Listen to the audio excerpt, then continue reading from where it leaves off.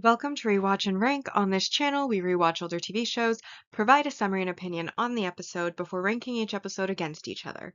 Today's episode is Merlin Season 2, Episode 6, The Witchfinder. The episode in a nutshell is just a brief summary of what happened within this episode. The episode starts with Merlin in the woods collecting firewood, and from the top of the hill, he looks out into the distance, sees some smoke pluming up, and decides, in this very public outdoor setting, to play with magic and turn the smoke into the shape of a galloping horse before letting it disappear. And he's super smug and proud of himself until a woman comes from behind him, freaking out because did he not just see that magic? A sorcerer. It's terrifying. We must report to the king. And Merlin tries to pretend it was try to convince her it was trick of light. She's not having it. She returns to town, tells Uther there's a sorcerer. They were playing with smoke. I feared for my life. Literally, she says that she feared for her life because the smoke changed shape. And Uther decides that enough is enough. There's been too many magical incidences recently.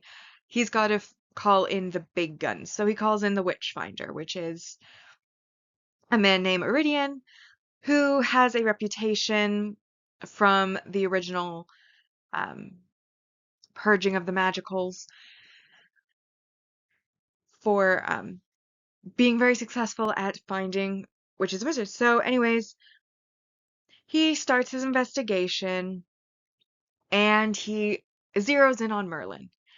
And then he searches Gaius's chambers after having a discussion with Merlin because the woman who saw the smoke pointed out that Merlin was there, but Merlin denies seeing anything.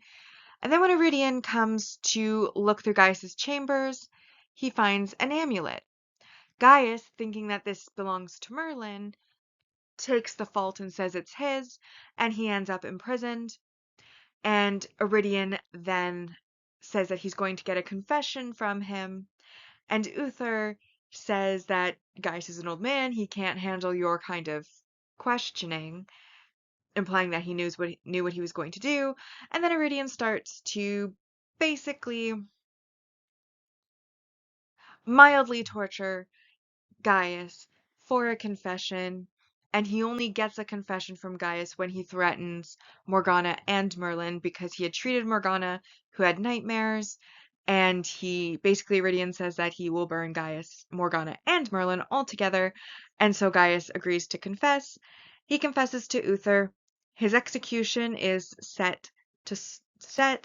Merlin, in a panic, not wanting Gaius to die, obviously, goes to the dragon, the great dragon, listens to nothing he says, decides he's going to do something anyways, and then he basically brings Gwen along. And so first he searches Iridian's chambers, happens to find some petals, goes to Gwen, who decides to help him. They go searching for what these petals were. They find out that it was belladonna, and they note that the witnesses that he had brought to sorcery being in Camelot were all women. So Gwen leads him to a store in town that sells things to make women beautiful. And specifically, they are informed by the shop owner after some pushing that he had been given eye drops by Iridian to essentially give out to women. And it's the belladonna that was in the eye drops that was causing hallucinations, which is how they saw the events of magic that they had seen. And then Gwen is basically like, these eye drops are good. We have our witness, we have the eye drops, but we need like a smoking gun. And Merlin says that he will handle it and make sure that they have irrefutable proof in order to save Gaius. He then goes into Iridian's chambers, plants a lot of fake amulets, like the one that was planted. Okay, so I slightly got out of order, but there was a scene where Merlin visits Gaius with Arthur's help. And that's when they discover that the amulet was not Gaius's or Merlin's, meaning it was planted evidence, which honestly we suspected from the start anyways, but it was planted evidence. So basically Merlin uses his own playbook against him, plants the eye drops and some fake amulet the metal part, not the stone that's in it, showing that like he could make these fake amulets and he had like the rough drafts to do so, essentially. And then a bunch of eyedroppers and whatnot. And then before he leaves, just because one of the hallucinations that one of the women saw was somebody um, throwing up toads, he does another spell, and Iridian, of course, wakes up with a frog in his throat, and he continues on. They get to the execution. They're about to burn Gaius.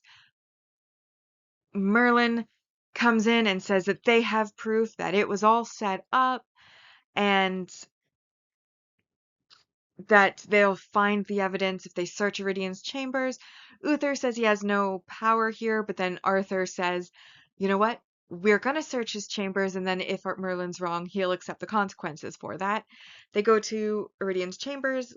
They find in the cupboard the multiple bottles of eye drops, as well as the rough drafts of the amulets. And Iridian is like, those aren't mine, they were planted.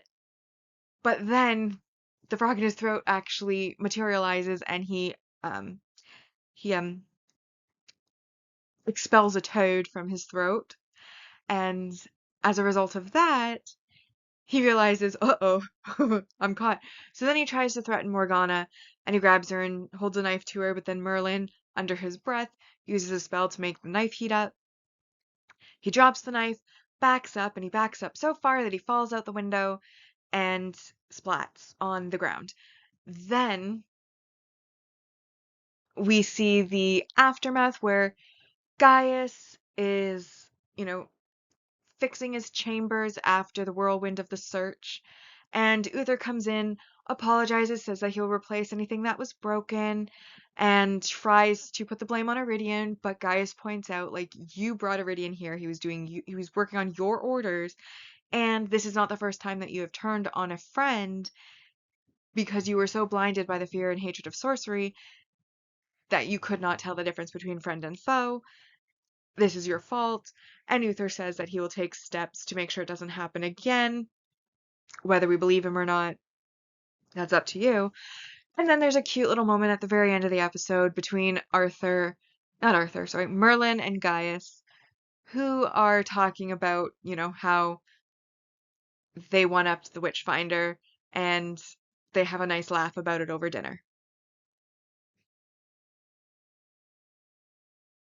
So now that we have summarized what happened, it is time to rank the episode. As always, we'll be ranking on our mostly objective ranking list, followed by ranking on the personal ranking list. So on our mostly objective ranking list, I highlighted the ones that I felt applied to this episode.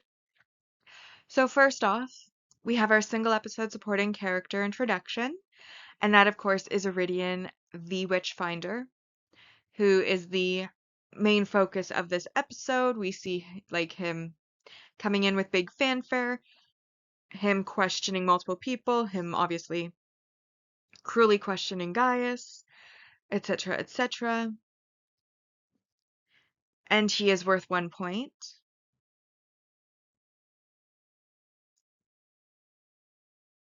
We then have our multi-season supporting character development, which is worth 3 points, and that of course is the very big development to Gaius's character of him being accused of sorcery, imprisoned for sorcery, tortured for a false confession of sorcery, and then almost getting executed for sorcery. All the while not being a sorcerer at this point in time. Although it is revealed, of course, that he was a sorcerer in the past, which we already knew, that he had once practiced magic, but that he had given it up in pursuit of science, and that Uther is aware of this fact and knows that he's not currently there, although he conveniently forgets that fact for most of this episode. But Gaius then does kind of tear into him about his poor behavior, so congrats. And those really are the positives for this episode. It really was Iridian and Gaius focused in this episode. I mean, Merlin does, of course, do his background stuff, but there wasn't really much development there. However, that's 4 points on the positive, but we do have a couple of negatives. The first negative, of course, is the character regression. Merlin never learns his lesson. I mean, the entire reason the Witchfinder was found was like called in. The entire reason Gaius had to go through everything that he went through was because he just couldn't help himself and had to play with the smoke while he was, you know, collecting wood. It wasn't even his fire. It was like some random fire. And it's like, do you not think whoever set that fire is gonna look up at the smoke and be like, there's a galloping horse? I mean, and then there was a lady who he didn't even look at his surroundings properly because there was a lady right there who saw everything and saw him there. He's just it's so when you're in when you're in a city where it is expressly forbidden to do magic, why are you outside in the very public wilderness where there is a fire which obviously somebody started sending up smoke? Are you sitting there going, you know what would be a great idea? Let's play with the smoke and turn it into a horse. Like, gee, no, it's so dumb. And, he was getting a little bit better. We haven't really seen a it's expressly Merlin's fault situation for a few episodes. So we thought maybe he was learning a bit, but he has regressed. He does not learn. Also, as an honorable mention that could also fall in this category is the fact that he keeps going to the dragon Kogara to presumably ask advice, and then as soon as the dragon says anything, it's like, I'm gonna do the exact opposite of what you said. I'm not gonna listen to you. It's like, why are you going to the dragon then if you don't want to listen to the dragon? Because obviously you think he's wise enough to go to him for advice in the first place, and yet you never listen to him either.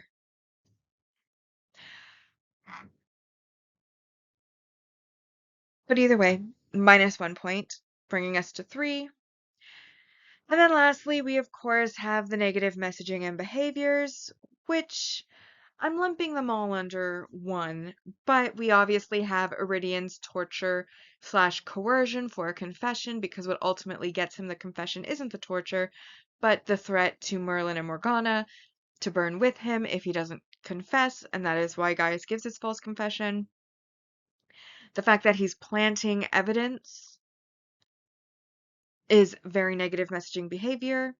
Obviously, Uther allowing his emotions to get the better of him and almost killing an old friend who has worked for him for years without issue because some witchfinder says he was a sorcerer. Like, they don't even know. Like, he knows, for example, Uther readily admits that Gaius did use magic before the purge. Before they decided to get rid of all the magic in the kingdom, Gaius used it, and he knows that. So how does he know that this amulet wasn't just something that he'd kept from before? That he's not actively using magic? Maybe he was a sorcerer at one point, he's not anymore. Uther should know better. So I also think that it's very negative of him and his behavior. We also, you know, have the poisoning of innocent villagers, the threat to the shopkeeper to sell the poison and also to keep it a secret, which is that Iridian said he would kill him if he didn't. So, threat to somebody's life, a whole lot of things. Now, ordinarily, I would say that Iridian was a weaker, dislikable supporting character. However, I specifically point out that I exclude characters that are actually meant to be disliked, and I think Iridian was definitely meant to be disliked, and that was successful. But that is then the end of the negative messaging behavior, but there was a lot of it in the episode. And that unfortunately leaves us with only 1 out of 10 objectively for this episode. So that now brings us to our season 2 ranking so far and our mostly objective ranking. And in first place, we have The Once and Future Queen, The Curse of Cornelius Sagan, The Nightmare Begins, Lancelot and Guinevere, Beauty and the Beast, and then this episode comes in 6th, The Witchfinder. Now, for my personal ranking, I did not mind this episode. I did find it entertaining and engaging to watch. Obviously, there's the fact that Merlin brings it on himself.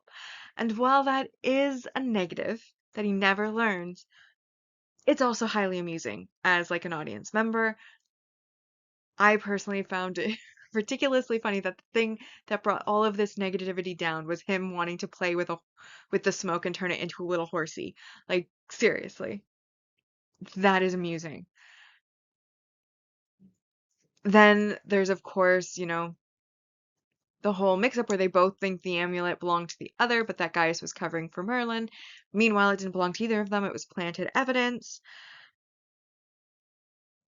I do think that the Witchfinder was a good character. I mean, he was meant to be disliked. He was very disliked.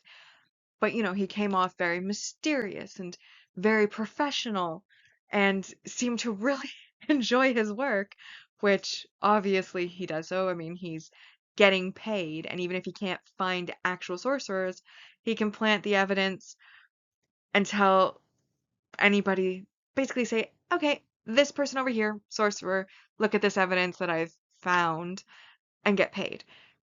He kind of cheated the system. He knew it. He was very, very confident about that.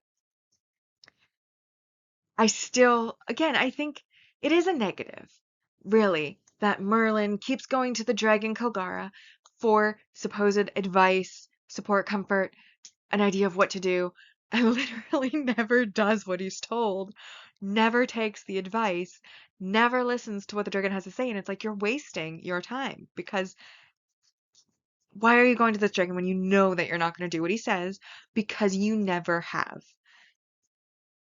But still, from the audience personal perspective, I'm like, yeah, it's a negative, but it's an amusing one.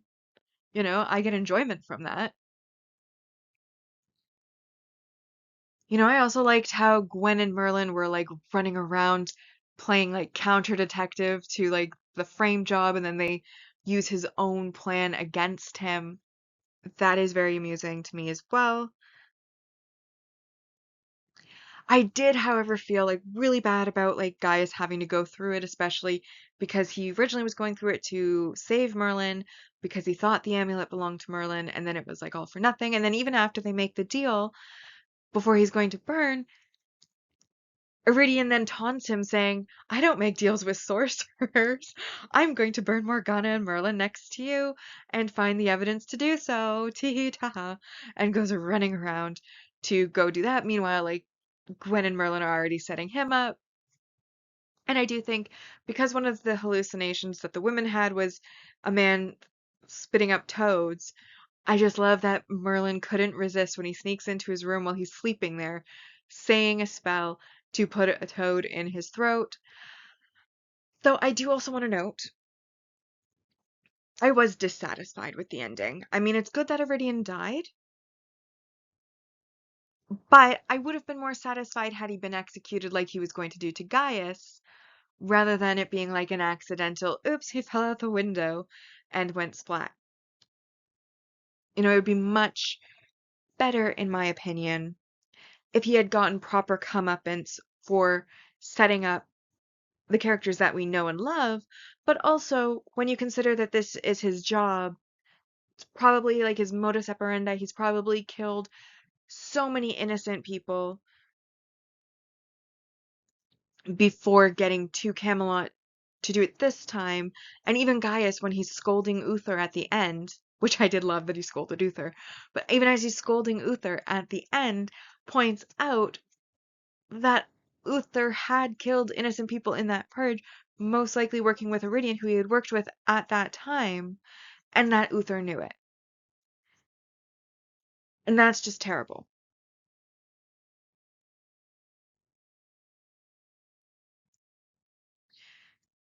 But I also want to point out, and I do find it funny, how Iridian, he may have been a fraud, and he may have been planting evidence, setting them up, but he did happen to like zero in on the two actual sorcerers in Camelot, Morgana and Merlin. So he actually was doing his job pretty well. He just had no way to prove it, planted the evidence, got caught for that, and ended up going splat. But I do find it funny how he was successful in zeroing in on the two people who actually had magic within Camelot. Anyways, all of this to say, it was an amusing episode. It was engaging. I did enjoy it. But even if I derive amusement from some of the negative aspects, they still are negative aspects. So I have to consider that.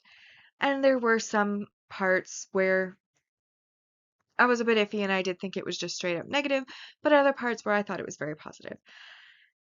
Ultimately, I averaged out to a 5 out of 10, and that then brings our personal rankings so far to, in first place, The Nightmare Begins, second, The Curse of Cornelius Sagan, Beauty and the Beast. This episode, The Witchfinder, is in fourth, then Lancelot and Guinevere, and in sixth place, The Once and Future Queen. Bringing us now to our final segment of our series ranking so far, where we're going to be ranking each of the seasons against each other. Season 1 on our objective list ended with 69.23%, and Season 2 so far has earned a score of 34 out of a possible 120.